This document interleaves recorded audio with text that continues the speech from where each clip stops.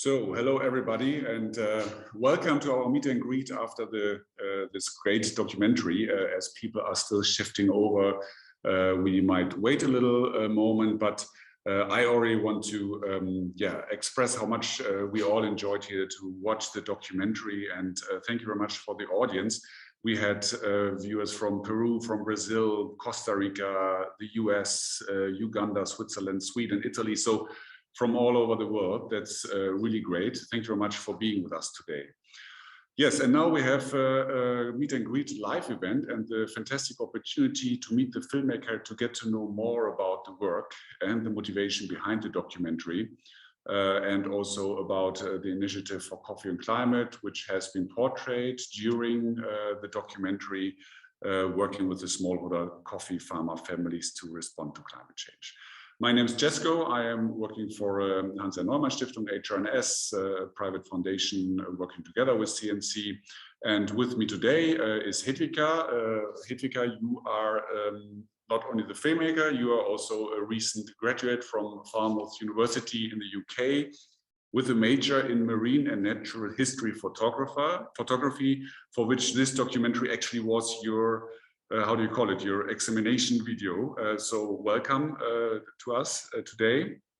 And with me also is Stefan Ruge, who is the program manager from Coffee and Climate at HRNS, the foundation implementing the initiative for Coffee and Climate. To all of you, we would like to have your questions. So you have a questions and answer field in the Zoom window. So please use it, send us your questions, but not only those, also comments. How did you like the documentary? Is there anything you missed? What did you like most? So that we can also drop in those. You can send in your questions anonymously, but if you send us your name, I assume that you're also happy to be mentioned when we ask the questions. So let's dive right into the topic. Hedvika, it's your show now. Congratulations again. We give you all a round of virtual applause. I can give you applause for everyone here. I think everybody is clapping as well now. Personally, I think when you watch the documentary, you really feel like traveling to Costa Rica and Tanzania. You really hear the birds, you smell the forest. So you really manage to bring us all to the ground, so to say. You choose such an important topic, and I think, or I would guess that most of the coffee drinkers out there don't really know about the situation for coffee farmers. Now we've all seen the film, and I would like to know, first of all, a little bit more about your inspiration and motivation behind it. So where did the motivation to make a documentary film about this topic come from? Why coffee and climate change? Thank you, Jesko, and thanks everyone for watching the film. I really hope that you liked it. I came up with the idea for the film about a year ago, just before my final year of university, and I was trying to figure out a project that I should do during the whole year. And I knew I wanted to make an environmental film that would talk about the effects of climate change or what our planet is experiencing. And to give you a bit of background about myself, I've been a barista for a couple of years and I've had this passion for coffee. So to visit coffee farms was always kind of a dream, and to see how coffee is being grown. So I was doing some research, and that's how I found out about coffee being impacted by climate change. And once I saw that, I knew that was going to be my story, because even myself, who is interested in coffee and is trying to know as much about it as I can, I didn't know about this story. And I thought there's probably loads of people out there who would be interested to know how coffee is being impacted by it. So yeah, a year later, here we are. Okay, how difficult was it? I mean, you needed to travel to the field. Was it hard work, or was it like an easy ride? It definitely wasn't easy, because it was my first film that I did this way, and I haven't had much experience before. So when I traveled to Costa Rica, it was very much getting to know coffee farming for one, but also getting to trying to figure out how I want to tell the story. I think that was like the biggest challenge, because coffee and climate change, it's a huge topic, and there's so many stories within that you can tell, but obviously I couldn't fit everything in it that I wanted to. So sorry, yes, go ahead, sorry. No, go on. No, what I found impressive was also to feel and see the compassion of the people on the ground for growing coffee, and not only for the plant, but also for the product, the hot drink that is coming, or sometimes also cold drink that is coming out of it in the end. Can you tell us maybe a story or two that was really impressive for you to see when you were filming? Yeah, like you said, for me, the most interesting thing was speaking to the farmers there, because like here in the Western world, we talk about climate change, but then I actually got the chance to speak to people who are experiencing it every day. For me, it was really interesting to see when we asked the farmers a question, what changes have they been noticing in the past 10, 20 years? A lot of them have mentioned that they've lost a lot of trees in their area, and they've been kind of associating that with the heat rise. So I found that really interesting to see how they are perceiving climate change as well. But there was a lot of stories of hope. All the farmers that we spoke to in Tanzania were incredibly grateful to Coffee and Climate, and you could see, if they have been working with the organization for quite a long time, how their farm was improving. There was a farmer who, for example, bought a car, and he wanted to build a house so he can train other farmers as well.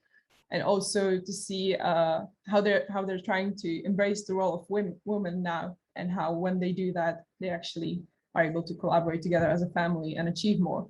So yeah, loads of incredible stories and incredible people on the way.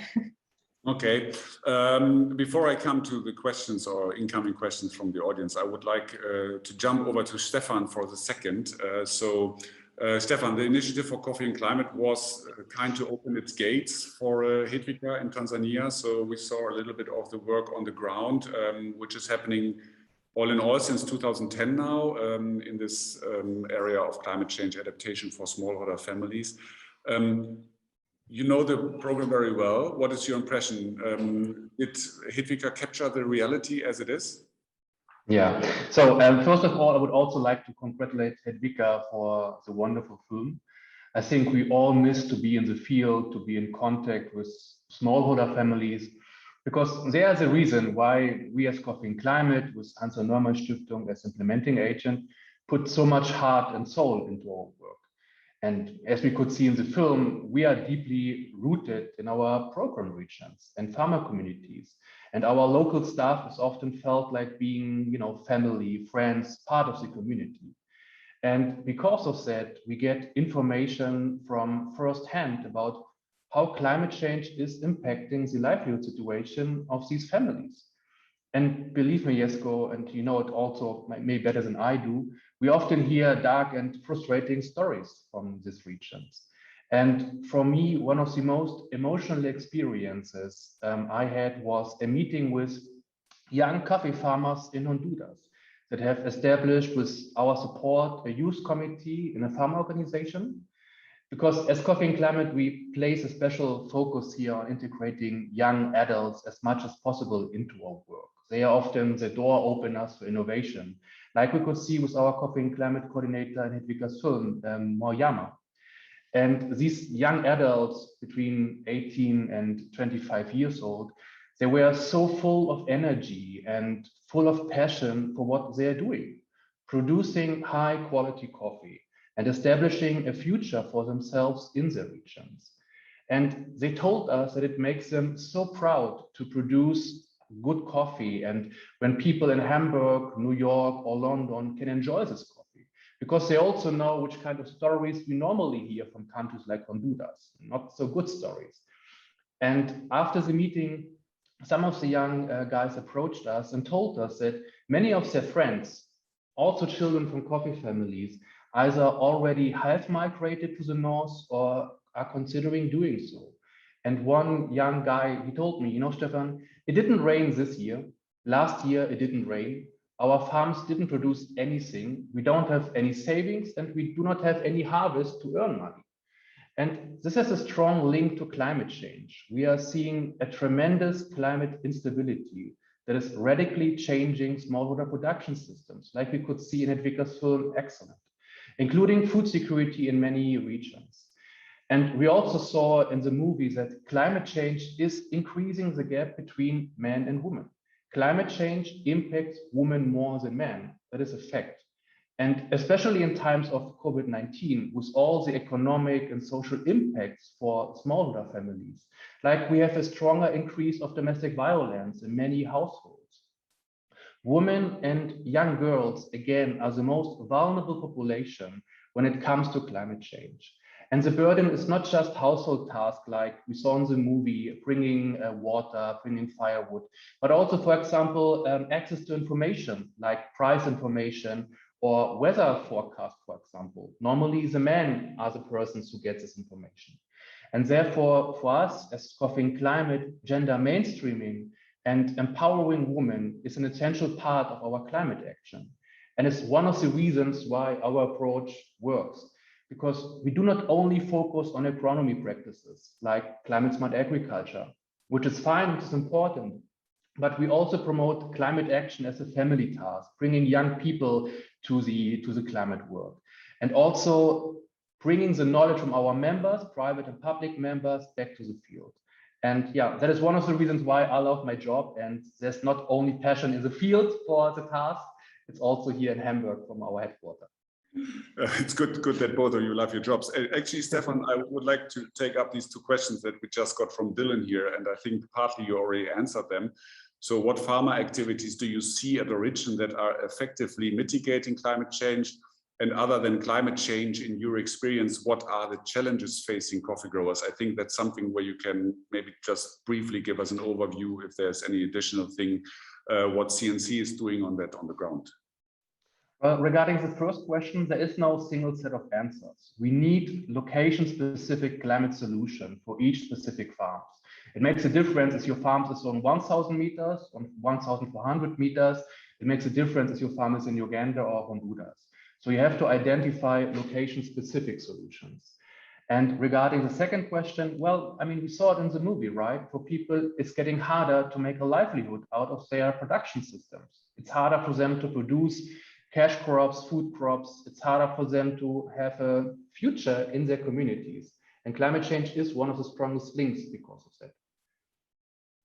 Okay, thank you. And actually, there's also a question coming in here. I don't know how easy it is for you to answer. You were talking a lot about organic production in Costa Rica, Hedvika. Was there any change for the farmers in seeing a future in coffee by producing organic? So did the system influence them, or was it just enthusiasm about producing organic? Yeah, like you could see with Oldemar in Costa Rica, their farm is completely organic. And they said that they are growing coffee organically because it kind of stands them out in the market. A lot of farmers have been talking about how difficult it is because of all the financial challenges. But eventually, those that I spoke to when they moved over to it, they were quite happy because people are seeking out organic coffee more and more. So it did eventually pay out for them. Mm-hmm. Okay, and there maybe from Rick, we have a question coming in here, which maybe adds a bit on that, or is also in connection with the productivity and the passion about food insecurity in coffee communities. Well, I can pose it maybe to both of you. You have your experiences on the ground, Hedvika, Stefan, the insights from the CNC work. So can you speak more about food insecurity in coffee community and how farming family may address this? Who wants to give a first shot on that? Stefan? Okay. Yes, I mean, food insecurity is increasing in many regions. We have regions in Guatemala, for example, where, you know, people don't know where to get their food for the next day. And what we also believe is that we have to establish coffee production systems of the future, systems that do not only focus on monoculture, but smallholder production systems that focus on income diversification, food security, and of course, having a cash crop like coffee on the farm. But a diversified production system, I think, is key here. Mm-hmm. I think something that is also striking what the farmer family from Tanzania said, that the producers depend on the coffee drinkers, but the other way around as well. And Hedvika, I would like to pose that question on you, and maybe you can say 2 sentences also about your background on coffee on the other end of the supply chain. You didn't reveal that yet. And Anders is asking us here, well, what did you surprise most when meeting the farmers? You elaborated a bit about that, but maybe you can have another idea. But has this experience changed how you view and value the cups of coffee you drink? And I add as a question, do you think the audience, when they watch this video, will maybe also change their view and value on the coffee? Yeah, the whole experience definitely changed my whole view on coffee. Before I started filming this project, I already was interested in what coffee I buy, but I didn't know what impact it could have. So from then on, I've always kind of been trying to look for coffee that has been grown sustainably, because now I can imagine how that coffee grows, and I know that's the kind of coffee I want to drink. And yeah, I'm hoping that after watching this, everyone will also think about the coffee they drink and how it impacts not only the farmers, but also the environment, the biodiversity, and their own health. Mm-hmm. And I think also Ravi is adding here and asking why the efforts made by coffee farmers are not recognized by consumers if there's a poor transfer of news to consumers. And I think that's exactly the good part in your documentary as well. So I would like to take this question. Well, if I can answer on that, Ravi, I agree on that. And we all, and also at HNS and also CNC work, of course, to give more awareness to this topic. And I would like to, take that opportunity to also take up people who commented here that they want to share the link and invite you to do that. So, for example, Thomas from Sida in Sweden congratulates you and promises to share the link. And we also have here presented from Hans Christian, we here presented very aesthetically, great compassion. The message is very well carried. Video was great. I hear from someone else, completely agree with most of the topics. So a lot of questions are coming in. Sorry if I am not really managing, but one question I want also to address to Stefan here that is coming from Thomas, and that is addressing the question of the carbon footprint of coffee. And you had already the example of the carbon neutral farm in Costa Rica. And Stefan, the question here is there a future market opportunity for marketing carbon neutral coffee? So I think it has 2 sides. It has the side of the producer, but also then the market. Is there, from the CNC perspective, the short answer, yes, there is.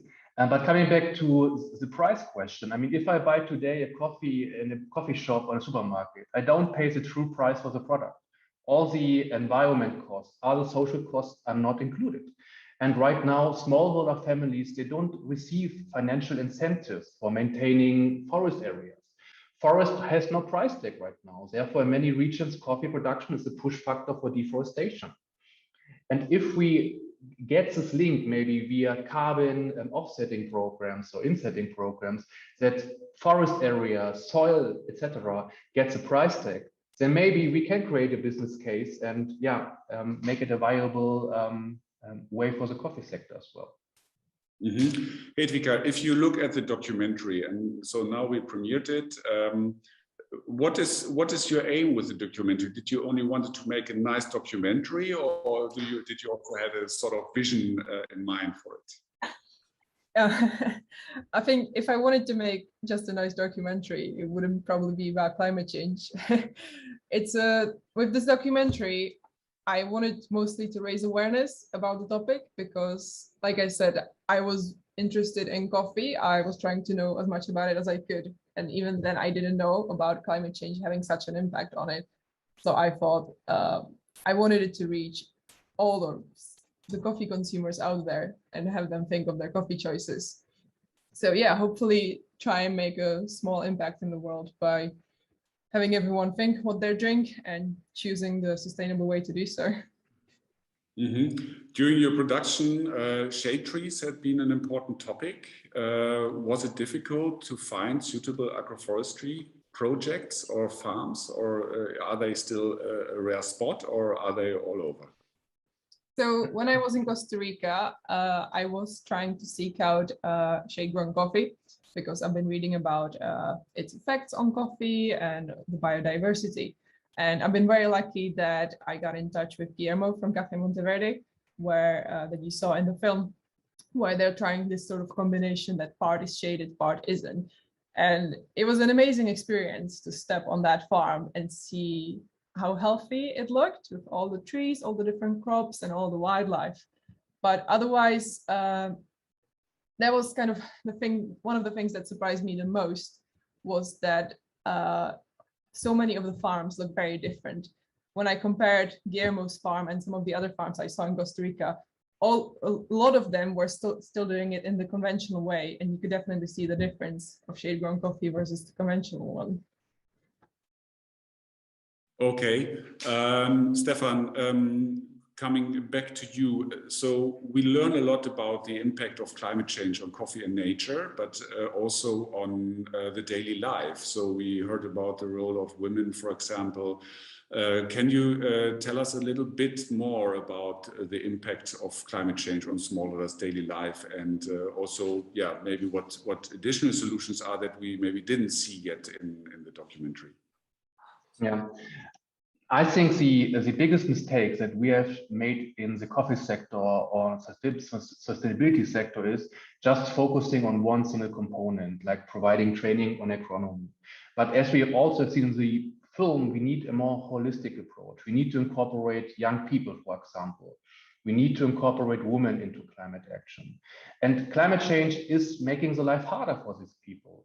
Yeah, it's harder for them to earn money, it's harder for them to ensure the food security, and it's a further push factor why people are abandoning their farms, moving to cities or moving or migrating to the north or to Europe. So I think the combination of different tools and approaches is key. And also we as Coffee and Climate, we don't have the single answer to climate change. Therefore, we are working together with other NGOs, with research institutes to compare our approaches and work together.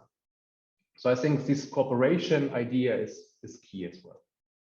Mm-hmm. Okay, and then I have another question from Daniel from the audience coming in here. I think it's Hedvika, perfect to answer on that, because you're also representing the young generation, and the young generation is something that is really crucial in the coffee growing communities.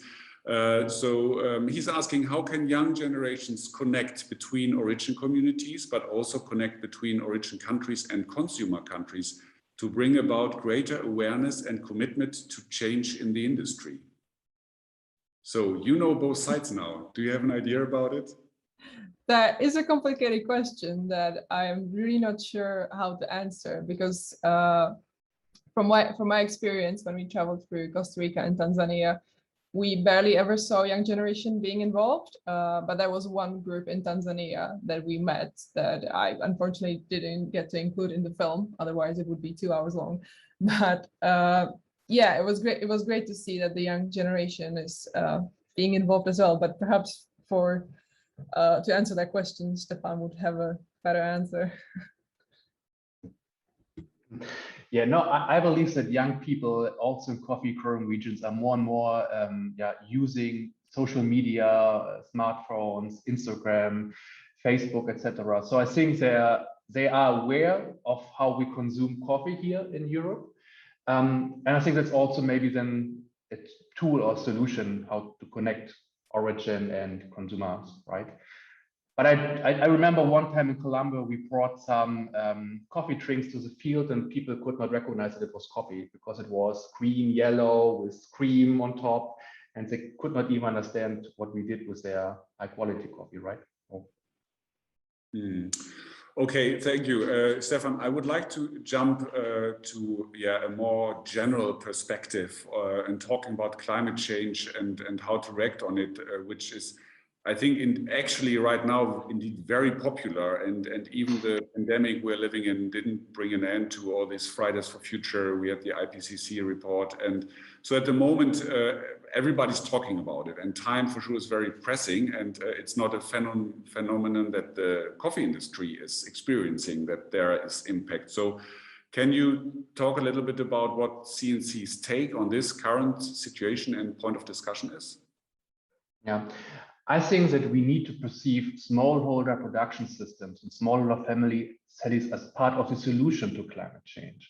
When we talk, for example, about mitigation projects, I always hear, we want to plant 100 hectares of forest area, which is fine, but only thinking about coffee, we have more than 30 million families that could be part of the solution to reach, for example, the Paris Agreement. At the same time, be resilient supply chain partners for the industry through good soil management, better processing, establishing agroforestry production systems, or protecting of local forest areas.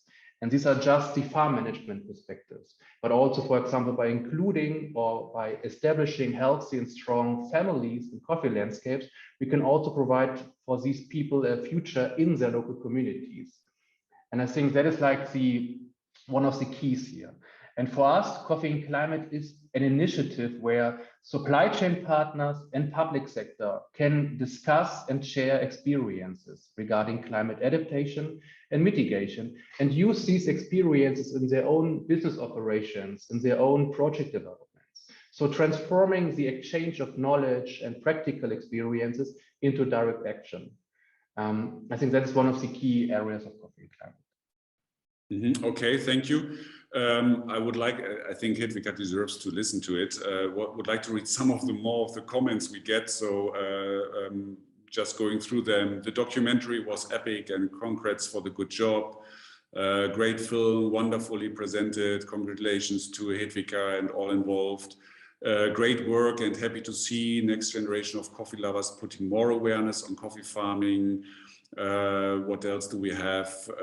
Yeah, so a lot of great things, and I think, Hedvika, we can look at the future of this documentary for a minute as well. So I also have a comment from Amanda here. Wonderful film, and so glad Hedvika chose this topic. And I think you choose the right topic, but you also give it maybe a little bit of a push, because I think what we can reveal is that you have big plans maybe with the documentary. So I would like to ask you a little bit about your plans. And I think we can reveal that you're also, and now correct me if I'm wrong, shortlisted for a media award already with this documentary. So please let us know about that one. Yeah, first of all, thanks for all the lovely comments. I'm really glad you enjoyed the film. And yeah, like Jesco said, what I'm trying to do now is spread awareness of the film, try and have as many people as possible to see it, because I'm hoping it won't only reach the people interested in environmental topics and climate change, but also any coffee drinker out there. And I've been submitting into film festivals, and I've been very fortunate that it's been selected as a finalist for Jackson Wild Media Awards, which will be happening the last week of September. And for those of you who don't know Jackson Wild, it is basically the highest achieving award in national history filmmaking. So to be even nominated for that is an incredible honor. But what will be amazing is that because of this, it will be seen by a large community of people, and hopefully, will raise the awareness of the topic as well. Okay, that's so we hold all our thumbs. And personally, so do you have currently a new project in the pipeline, or what are your plans as a filmmaker? What is coming next for you? Hollywood or Bollywood, or what is waiting for you? So, well, with this film, I finished university and I've just started my first job in the industry. So at the moment, I'm just sort of trying to learn about that as much as I can.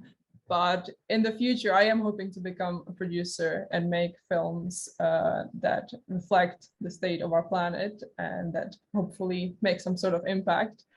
I would kind of like to continue with this topic of climate change and its effects on food crops, because it's not just coffee, it's so many different things. But for that, we'll have to see what happens. So people can call you or send you an email? Yeah, definitely. You can send me an email. I think we'll pop our email address there, or you can follow It's Been Too Hot on Instagram as well. See how it goes in the future with it. Okay, so we will share your Instagram profile here. Same question to Stefan. Is it also easy to reach you? Can people get in touch with you with additional questions? we actually have a bit more questions here, which are a bit technical, so difficult to answer on the spot directly. So we will follow up with those as well. But I think Stefan is also available via email. Yeah. Good. Yeah, as we're coming to the end of this, I would like to thank you again a lot. Please feel free to get in touch with Hedvika or with Stefan about your questions. We will, of course, also share the recording. And in the very beginning, we had a question from Inka also, where else is the video promoted? And I think everyone from us who's here today is a sort of promoter of this video now. So the link you had for the premiere, it remains valid. So feel free to share this link wherever you want it. And Hedvika, we wish you all the best for the award that you win it. We will, of course, talk about it if it happens. Thank you very much again for this great documentary. And if there were so many questions coming in, if we couldn't answer yours and you still would like to have an answer, please get in touch directly with Stefan or Hedvika to request the answer. So be patient, he will answer. And all that is left to me is to say goodbye, to say thank you for joining us in our live video premiere today. Thank you very much, Stefan, for giving us insights to the initiative for Coffee and Climate. And thank you very much, Hedvika, for answering patiently all of the questions. And once again, I think everybody here is on one side, congratulations to the documentary. So I say goodbye and I wish you all the best. Everybody around the world, stay safe, stay healthy, and see you for the next premiere probably. Bye-bye. Thanks everyone. Thanks for watching. Bye.